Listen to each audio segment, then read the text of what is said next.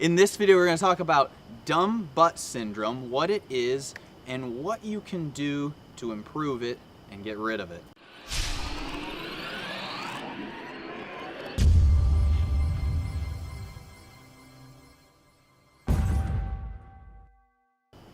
Hi guys, welcome back to another episode of Working Body Wednesdays. I'm here with my wife Danielle, and we're going to talk about dumb butt syndrome. I'm going to show you a couple things that you can do to improve on that. And so when you hear this term, maybe you've been diagnosed with dumb butt syndrome by your doctor, or somebody says you've got a dumb butt. Well, that whole idea of a dumb butt is really a positionally based thing. So people don't really have a dumb butt. There's nothing wrong with your butt. It's just that you're not in the right position for those muscles to fire. So a lot of times if you see somebody especially if somebody were older and they were standing, and a lot of times, let's go a side view here with the camera. And then if you see people standing with their butt tucked under, so go ahead and kind of tuck your tail. Yeah, maybe not the knee bend, but just let your tail kind of drop down there. So then you see their butt is in a position where it can't fire, it can't work. So if they're always hanging out with their tail tucked under, their butt gets really weak, their hamstrings get really tight, and then they can never really use their butt correctly. So one of the first things you can do right off the bat to make your butt stronger is to stand up nice and tall. Make sure that your pelvis is in a good position so you don't have the tail tucking under. And you got your weight back on your heels.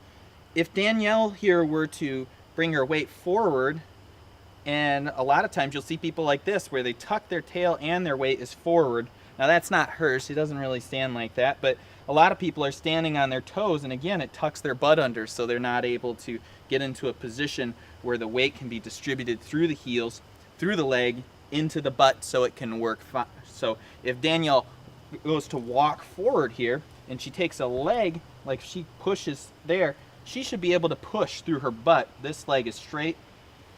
When she goes to come forward, she can push off that leg and walk with her butt. If you've got somebody and you're one of these people that is always standing there with their butt tucked under, then you're gonna have to walk like this, where you just pick your legs up in order to get anywhere, and you start to see people get that shuffle gait as they get older. So one of the first things that you can do to also work on this from an exercise perspective is, let's go ahead and have you go on your stomach there, Danielle. Have you go down all the way.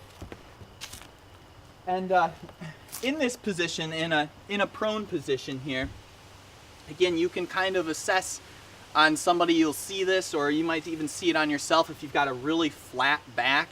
That will make you more prone to having your tail tucked under.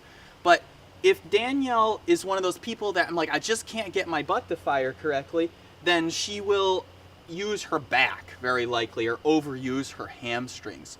So it's very important to be retraining these muscles and to get them to fire correctly. So in this position, what we can do to retrain that is to have her go through a little drill here. And in this drill, what I would have her do is start by flexing her foot, pushing your heel out. Let's just do this left leg here first. So push your heel out, and immediately you can start to see her butt perk up a little bit there on that left side, just from lengthening out that leg. This is instead of just doing like one of those leg raises where people just lift their leg up, and you can see that's all going into her back here. So we don't want that. Instead, what we want to do is retrain these muscles, flex the foot, push the heel out, and give the butt just a little squeeze, and then point the foot. So you're going to keep the leg up. Yep.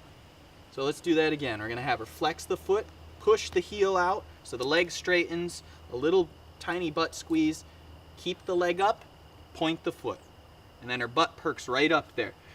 And so we don't want this going into the low back. If the person complains, or you're doing this and you feel a lot of stress in your low back, then you could put a little pillow under your belly to just take a little bit of stress out of the low back.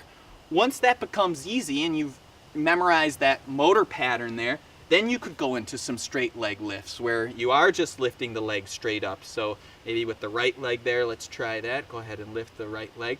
And what you're looking for is, you know, when you do this, does your pelvis move around a lot? Like if Danielle lifted her right leg and her pelvis went like this, then she has no control over her lower body there. So we know she's not doing any good for working on the butt. Once that becomes easy and you're able to do those straight leg raises, then she could come up onto a hands and knees position. From a hands and knees position, hands and knees position, we could get a little bit of a curve in the low back. We don't want it to be too flat here, like that. So we're gonna come back. So why don't you come around here a little bit, Brandon? We have a little bit of an inward curve, and we're making sure the tail's not too tucked under. And then what she could do from this position is to take a breath in, and then as she breathes out, she's gonna draw her spine and core together. And then on her next breath out, she's gonna go ahead and slide her left leg out. So now you could probably come around, back around here. Go ahead and slide the left leg out. Yep. And what she's trying to do is to watch that her pelvis doesn't shift left, right. She doesn't go way over towards me. She's trying to imagine there's a little teacup on her low back, and that teacup's not gonna fall off to one side or the other. So then she could alternate that. She could go to her other side on her breath out, really using her butt. And then when she gets good at that, then she could do another little leg lift. So you progress these into more difficult positions. And then let's go ahead and have you come back up now. So, you know, those kind of things are a good way to start on those, and then you can integrate that more into functional movement. If you're finding that that's still difficult to do after working on those kind of exercises, then you can go ahead and I would see a physical therapist or a personal trainer and work on those things so you can continue to get stronger and rehash out those motor patterns. This has been another episode of Working Body Wednesday, guys. Thanks so much for stopping by. Try and do these videos every Wednesday at around 5 p.m. Eastern time, so be sure to check back next Wednesday. Thanks so much for tuning in, guys. Have a great rest of your day.